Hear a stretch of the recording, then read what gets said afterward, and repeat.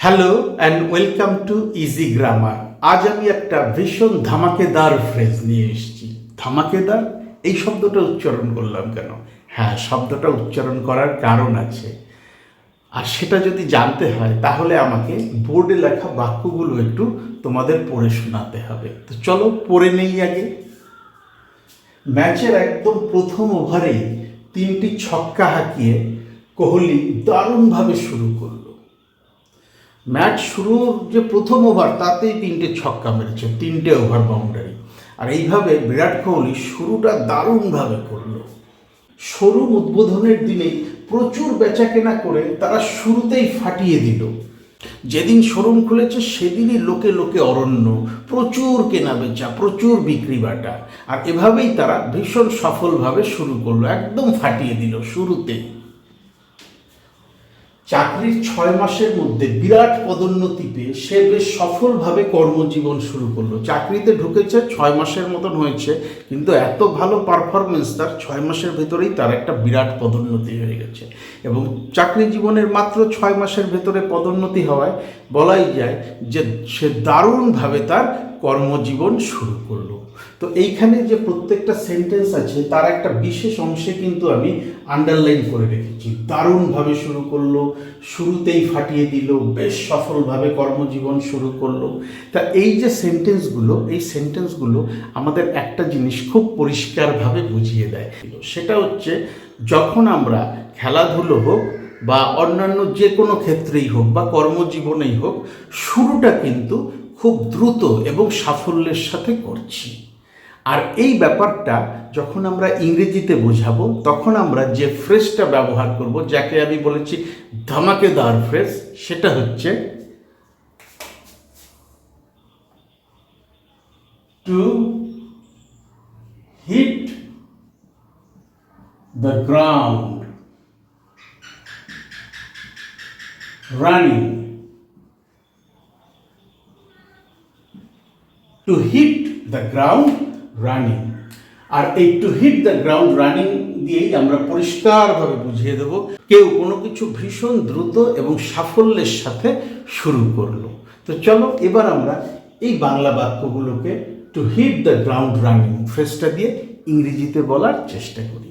প্রথম বাক্যটা দেখো, ম্যাচের একদম প্রথম ওভারে 3টি ছক্কা হাঁকিয়ে কোহলি দারুণভাবে শুরু করলো। সেন্টেন্সটা লিখেছি আমি বাংলায়, বাক্যটা রয়েছে বাংলায়, কিন্তু যখন আমি ইংরেজিতে লিখব তখন কিন্তু আমাকে এই বাক্যটাকে একটু ঘুরিয়ে ফিরিয়ে সাজাতে হবে। কিভাবে? 3টি ছক্কা হাঁকিয়ে ম্যাচের প্রথম ওভারেই কোহলি দারুণভাবে শুরু করলো। ঠিক আছে, 3টি ছক্কা হাঁকিয়ে, হিটিং, কটা ছক্কা? 3টে ছক্কা, 3 sixes, হিটিং 3 sixes। কখন 3টে ছক্কা হাঁকিয়েছে? ম্যাচের একদম প্রথম ওভারেই, একদম প্রথম ওভারেই। ইন দ্য, বা ম্যাচের একদম প্রথম ওভারটিতেই, ইন দ্য, একদম প্রথম, শুধু প্রথম না কিন্তু একদম প্রথম। তাহলে আমরা এখানে একদমটা বোঝাতে ভেরি ওয়ার্ডটা ইউজ করব। Very first over. কিসের একদম প্রথম ওভারে? ম্যাচে, of the match. Hitting 3 sixes in the very first over of the match। Virat Kohli শুরুটা দারুণভাবে করলো, বা কোহলি শুরুটা দারুণভাবে করলো। Kohli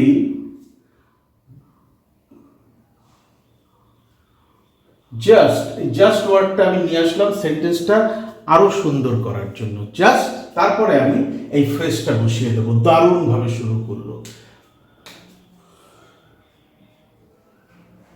hit the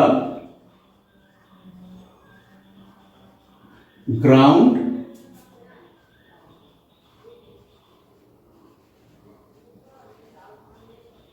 running। Hitting 3 sixes in the very first over of the match, Kohli just hit the ground running. আমরা যখন ক্রিকেটের কমেন্ট্রি শুনি তখন কিন্তু আমরা এই ধরনের ফ্রেজগুলো শুনতে পাই। শোরুম উদ্বোধনের দিনেই প্রচুর বেচাকেনা করে তারা ফাটিয়ে দিল।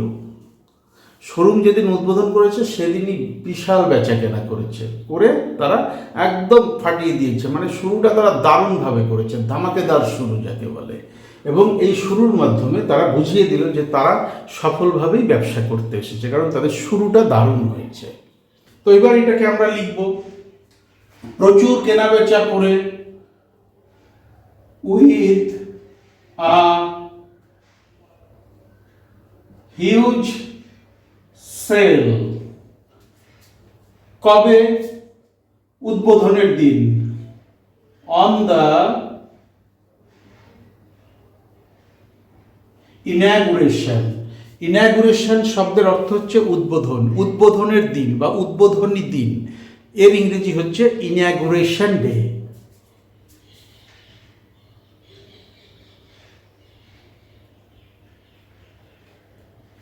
Inauguration day,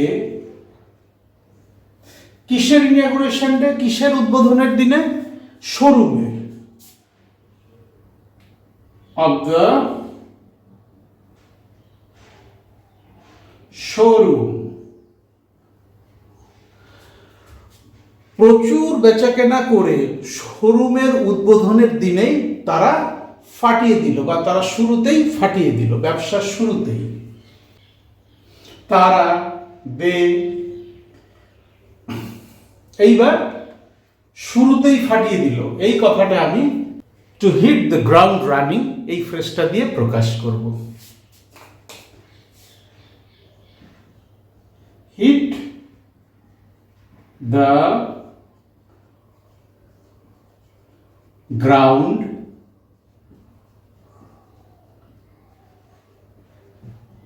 running with a huge sale on the inauguration day of the showroom, they hit the ground running।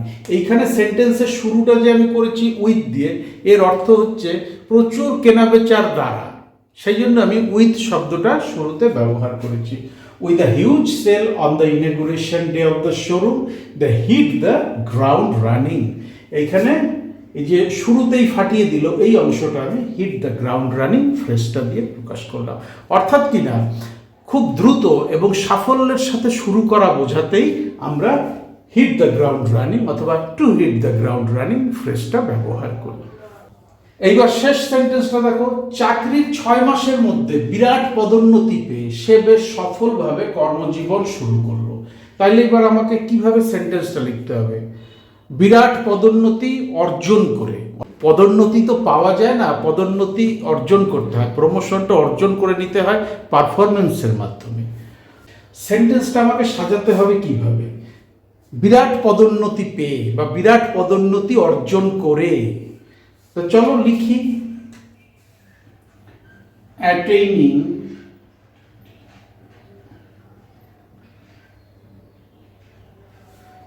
অ্যাটেইনিং মানে অর্জন করে। কি অর্জন করে? বিরাট পদোন্নতি, আ বিগ পদোন্নতি ইংরেজি কি? Promotion. অ্যাটেইনিং a big promotion.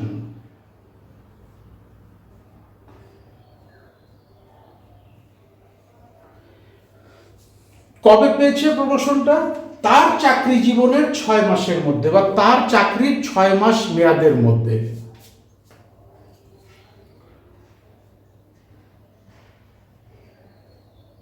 within 6 months of, তার চাকরি জীবনের 6 মাস মেয়াদের মধ্যে, his tenure, attaining a huge promotion অথবা attaining a big promotion within 6 months of his tenure। এবার এখানে আমি কমা দিয়ে দেব।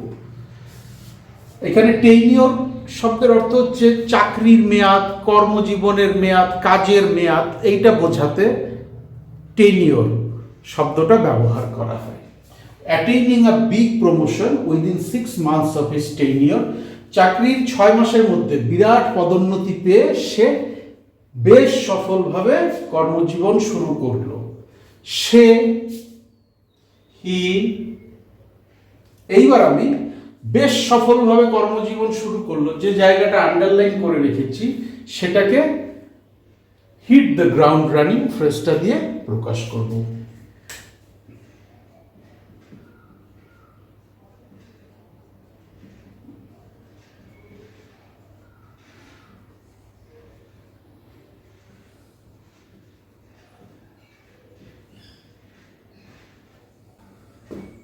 পরিষ্কার হয়ে গেল to hit the ground running ফ্রেজের ব্যবহার ভীষণ সহজ, ভীষণ সহজ।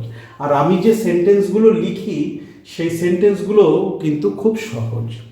তার ভেতরে যে শব্দগুলো ব্যবহার করি আমি, যে ওয়ার্ডগুলো ব্যবহার করি, যে স্ট্রাকচার ব্যবহার করি, আমার তো মনে হয় না তোমাদের বুঝতে কোনো অসুবিধা হচ্ছে। চাইলে তোমরা এই বোর্ডের একটা স্ক্রিনশট নিয়ে নাও, যখন নিজেদের ভেতরে প্র্যাকটিস করবে স্ক্রিনশটটাকে রেফারেন্স হিসাবে ব্যবহার করতে পারবে। আমি আরেকটা ব্যাপার তোমাদের স্মরণ করিয়ে দিতে চাই, এই হিট দ্য গ্রাউন্ড রানিং ফ্রেজের হিট যে ভার্বটা, এর কিন্তু বাক্যের টেন্স অনুযায়ী এই হিট ওয়ার্ডটারও কিন্তু পরিবর্তন হবে। যদিও হিট ভার্বের পাস্ট এবং পাস্ট পার্টিসিপেল হচ্ছে হিট, কিন্তু বাক্যটা যদি কন্টিনিউয়াস টেন্সে থাকে তাহলে হিটিং, ফিউচার টেন্সে থাকলে উইল হিট, শ্যাল হিট, আবার যদি পারফেক্ট টেন্সে থাকে সে প্রেজেন্ট পারফেক্ট হোক বা পাস্ট পারফেক্ট, তাহলে হ্যাজ, হ্যাভ অথবা হ্যাড হিট, এইভাবে বাক্যে বসবে। তো বুঝতেই পারলে ফ্রেজের ব্যবহার ভীষণ সহজ, আর বিশেষ ক্ষেত্রেই এই ফ্রেজ ব্যবহার করা হয়। ভালোভাবে প্র্যাকটিস করো, ফ্রেজটা দিয়ে নিজেরা সেন্টেন্স তৈরি করে নিজেদের মধ্যে বলতে থাকো। যত প্র্যাকটিস করবে ফ্রেজের ব্যবহার তত সহজ মনে হবে। তারপরেও যদি কোথাও আটকে যায়, কোথাও কঠিন মনে হয়, আমার ভিডিও কমেন্ট সেকশনে লিখে জানাও। ডেসক্রিপশন বক্সে আমার ইমেল অ্যাড্রেস দেওয়া আছে, চাইলে সেখানেও যোগাযোগ করে নিতে পারো। Thank you so much for your time and attention, and have a nice day.